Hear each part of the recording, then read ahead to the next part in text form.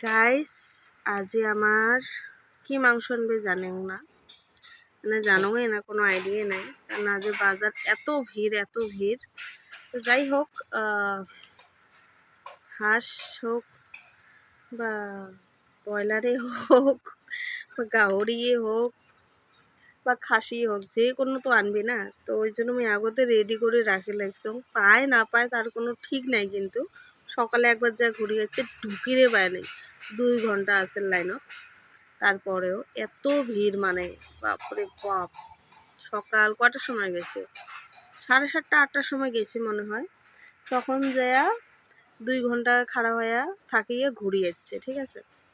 তো এই জন্যে মোবাইল যেহেতু রেডি করে রাখে, আর বাকি যে কোনো একটা অপশন নিয়ে তো আইসিয়ে লাগবে।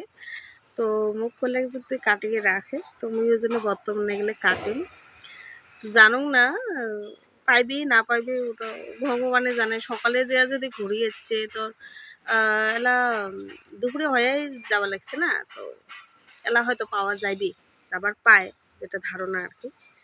বাকি একটা হাস্যকর ব্যাপার যে গুয়াহাটির মতো এখন জায়গা, মানে মাংস নিবে না পায় ঘুরিয়েছে বেচারা 2 ঘন্টা লাইনত থাকিয়ে, মানে স্টক আউট আর কি। অবশ্যই সবাই পিকনিক শিকনিক খাবার দিচ্ছে, আজ লাগা থাকি বেশি করেই নেমে যাচ্ছে, চাকনা হিসেবে খাবে মানুষ, পিকনিকত নিয়ে যাওয়া লাগছে।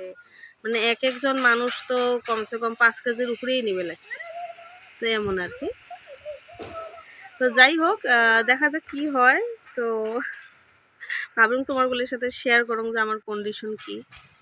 বাড়ির অতিও তো বোধ হয় একদম মানে গাঁৱত আর কি। আমার গাঁৱতে ওই সবাই মিলিয়ে 2-1টা হয়তো খাসি হোক পাঠা হোক ওটা কি ব্যবস্থা করে আর কি, কিন্তু এখনো মানে ওটা অসুবিধা হয়ে আছে। তা আর এখনো তো ওই দেশি ছাগল তো পাওয়া যায় না, সবগুলো আম ছাগল না কি কয় জানি ওগুলো।